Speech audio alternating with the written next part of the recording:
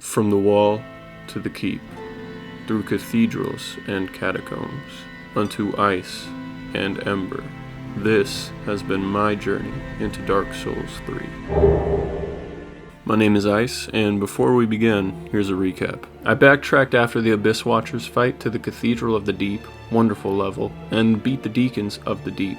Amazing music. Then went back and headed into the catacombs of Carthus and defeated the High Lord Wolnir, who looked really badass. I then went to the Smouldering Lake for a quick dip, killed the worm and the old Demon King, before heading back up and seeing Irithyll for the first time. So in the past video I said this. I'm not sure if you can disable the ballista. I imagine you would be able to, and looking back over the footage I feel like there is something that I missed, but I don't know if I care to go back. I lied. I went back and found another catacomb filled with enemies lit ablaze by Ember. I was killed quite a few times, but exploring the zone, you'll run through thin hallways packed with enemies, jump scares, and secret walls. But I came here with the intent to find whatever is operating that ballista. And that path led me to this punk named Sorig, who absolutely butchered me the first time through, until I ass blasted him on some stairs, followed by finding a rather large ladder that finally led me here. I started wandering towards it as it fired off arrow after arrow at point-blank range, shattering my eardrums as I slapped away piles of bone until getting into a fight with the shottle-wielding ones, which led me to my demise. Which meant I have to walk all the way back. I did end up fighting this Black Knight again, and he dropped his helmet. I'm Batman. But I returned in one piece, slaughtered the skeletons that gave me trouble, and shut off the ballista, and was finally satisfied. Nice and short. Okay, sorry for diverting attention. Now we're back in Irithyll, and now I can finally talk about it. Though, I have some bad news to share in a little bit. First of all, look how pretty this place is. I mean, even Van Gogh couldn't capture the beauty in this. It's only right it's teeming with enemies ready to rip your head off, and these assholes hiding face down in the water. They've got to be running out of ideas for scary monsters by this point, right? Nope. I know I gush about level design, but here I just want to gush about how fucking beautiful this game is. Think of a game like Fallout 3. If you've played, you can probably picture every inch of it. Ruined buildings, scrap metal structures, wrecked forest with no greenery. The whole world is yellow, murky. It sets a particular tone, a tone that kind of binds the world together, you know? That particular aesthetic is completely owned by Fallout. Now take for example what all we've seen so far in Dark Souls 3. The yellow hue of the High Wall of Lothric, the murky green of Farron Keep, the confining gray of the catacombs, and now this, alluring mysterious blue as the moon shines down perpetually. This land, this game isn't one world. Well, it is, but it doesn't feel like it. Every zone radiates a different energy, a different history, as if untouched by outside factors, holding its own position. It's enchanting. I find myself standing still sometimes so I can text a friend about what I'm seeing, or I'll Google an area's lore. I'll stare at constructs and try to discern where they got these ideas from. You'll see some more of what I'm talking about in a bit. I have to drip feed this, but my goodness. Anyways, this zone was pretty straightforward, essentially summing up into one street that has a few branches for shortcuts. What highlights it is the enemy encounters. The Fire Witches are absolute assholes, and the Pontiff Knights were oddly fun to fight. Not at first, but they are extremely dangerous regardless. What I loved about these guys was their armor. I ended up farming both sets and all the weapons. The drip is crazy, let me tell you. There was also some offshoots, such as this dark room and some sewers, which led up to a familiar face, Sigurd. I'm starting to hope he never leaves. He even made soup. Up from this room, you then happen across a rather pretty and clean room with some paintings and a silver knight. But of course, there was an archer. I made short work of the first one, located the stairs, and was greeted by another knight. Again, cheeks were clapped, and then I went to finish off the archer.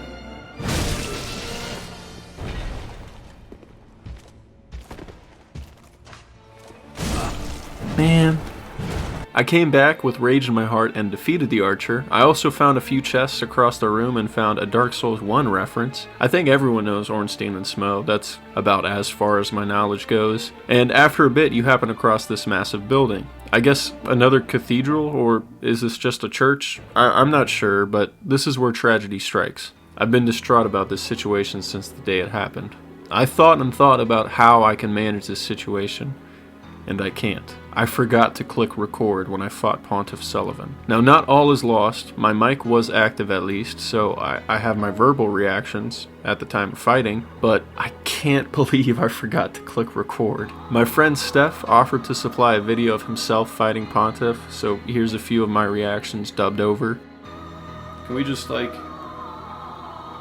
appreciate this moment real quick? Oh my god, what is this music? Hold on. Look at that reflection! Whoa! Holy shit, the music. I don't even want to fight him.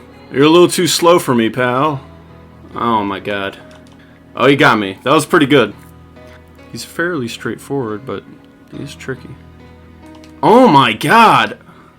What? What are you even... Oh my god, bro. This is fucking crazy.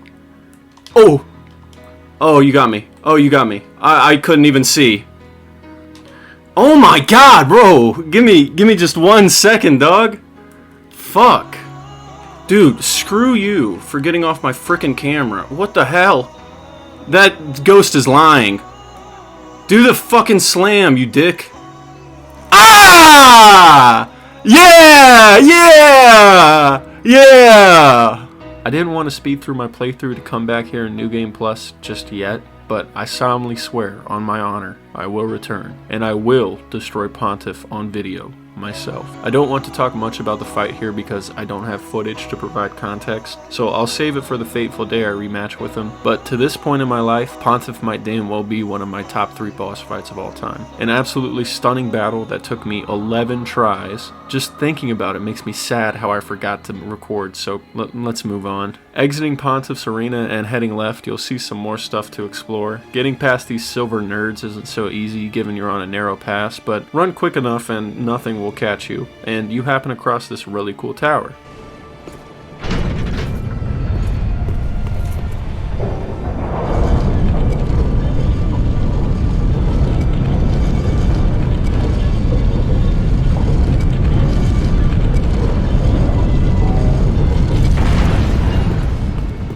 And if you thought this was cool, then there's also this.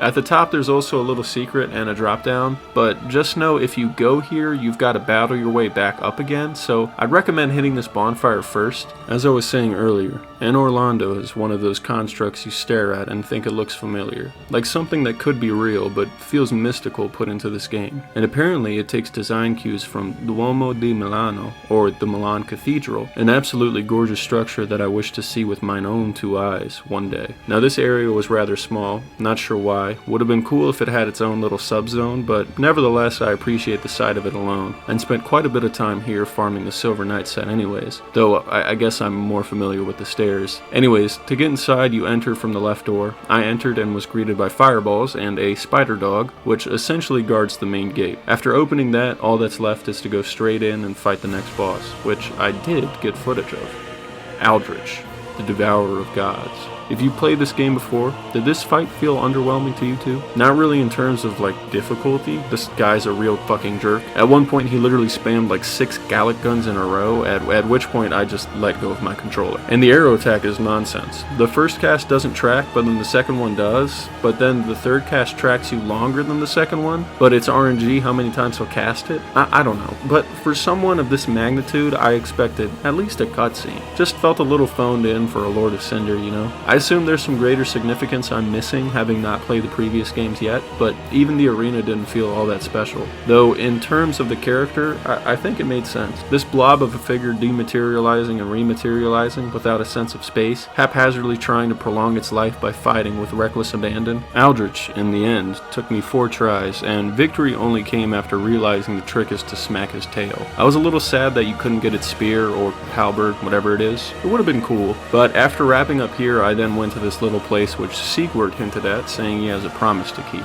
Down here you come across Irithyll Dungeon. This was by far the most brutal experience in this game yet. I don't know if I'll end up rehashing this, probably. This game's just full of surprises. It's not even worth trying to explain navigating this area, but it is pretty small, if you know where you're going. But chances are, you don't. What makes this place so difficult is the jailers, these mobs that hold branding irons and have a special little effect when using their lantern. This effect places a temporary hard cap on your health, but there isn't a limit to it, meaning if you stay in its sight long enough, you'll die without getting hit. Physically, or by something you can see at least. I'm not sure if there's a trick to them. At this point, I don't care. I decided it's best to just run and keep running. There's also some scares along the way, and the best part is, there's no additional bonfires, just a bunch of shortcuts.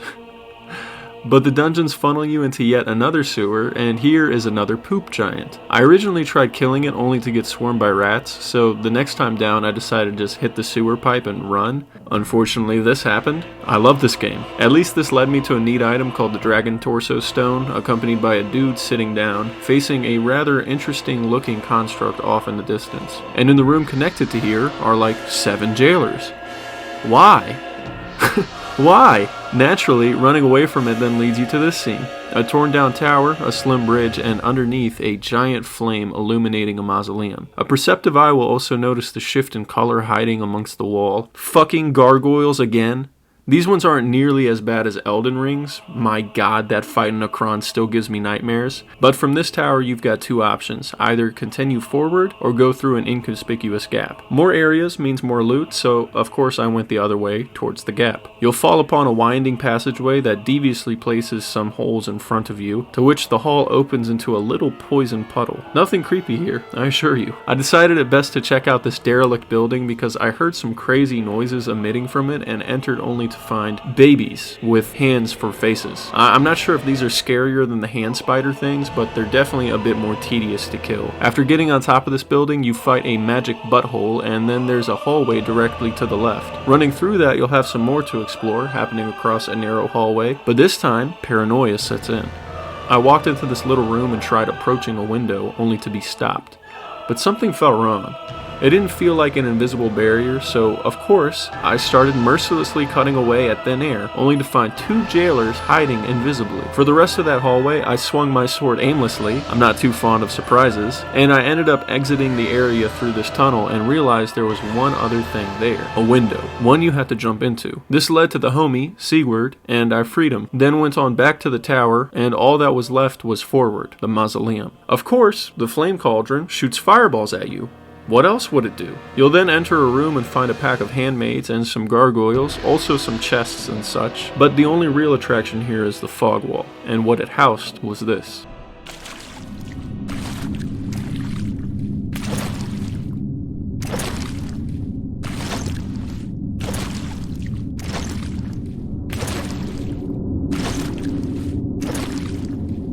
Yhorm, old friend. I, Siegward of the Knights of Catarina, have come to uphold my promise. Let the sun shine upon this Lord of Cinder.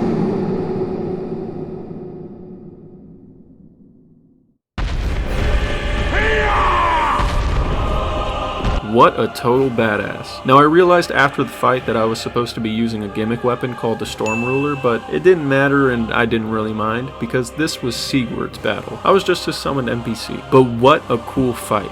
Yhorm's arena feels more like a lived-in coffin, and the beckoning call from his OST yelling down to you just aids in creating that atmosphere. The heavy clamor of his machete falling, and the surprising quickness of it all. The booms of the explosions. It kind of reminds me of Radahn, you know, where we fight Radahn in this state where he's clearly not all there, but still a tremendous foe, destined to be put down in the most honorable way imaginable for these characters at least. Probably better ways to go, but, you know. I wonder what Yhorm was like before being hollow. reload. I always think it'd be so cool to see these tragic bosses in their primes, but we never get that because this game isn't about glory, it's about suffering. Anyways, after this little scuffle, a cutscene then played. Emma, or Lord Palpatine, was calling me back, and so I returned to find her dead. I picked up a basin and read a message, and curiosity got me. And here comes the dancer. Thankfully, I got this footage too, and let me tell you, this fight was brutal.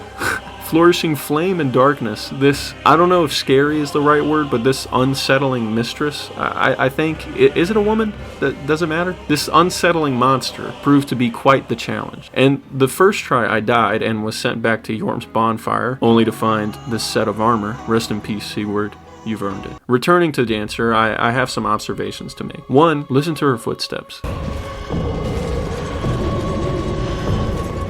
Echoing through the arena. It's really creepy. Again, not scary, but unsettling. It really sets a weird atmosphere, but kind of adds to the unknowability and tension of this fight. Then you'll notice its attacks. Something cool about this is, if the flame sword strikes one of the pillars, it lights a blaze. And with it, the arena begins to burn. Now, after seeing the pillars burn several times, the fear factor does fade, and it becomes more of a cool visual effect. But I was definitely sold on the notion that there was pressure to beat this boss within a certain time, otherwise the room will collapse, and with it, you perish as well. But that wasn't the case. I really didn't come away from this fight feeling like I learned anything due to how deceptive every strike from the dancer was. Each whip of its arm is just too smooth to notice any hitches or tells in what's coming next, and I got caught up a lot. But 7 total tries proved enough to get it dead. Though I will say this was a very fun fight, and a really great end to what I assume is the spiritual first half of the game. After victory, I then set the basin in place, and down came a ladder leading me to my next destination, Lothric Castle.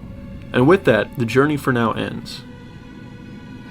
Hey there, thanks for watching as always, it means a lot. I hope you guys have been satisfied with what I'm dishing out. I currently have a few smaller projects cooking alongside the big ones, as well as a new games playthrough. Well, potentially a review. It's not going to be another My Journey, it's a little too small. But the smaller ones are going to be full-blown videos instead of shorts, but they'll be a bit simpler and more focused on some easier to consume subjects, I guess. As of now, I still don't have any concrete idea for a tertiary or third video idea to really make into a series, but if you do, I'd be more than happy to hear it out. I think the My Journeys will end up sticking around for a while, but of course they'll come at a trickle so I can ensure full discussion and recollection on whatever game I'm currently infatuated with. I do think that the Dark Souls 3 My Journey is going to run me 7 parts, so there should be 4 more episodes after this. Judging by what's left of the game, I think I can make 4 more episodes. Anyways, again, thanks for watching. I'll be looking forward to sharing more with you next time. Bye-bye.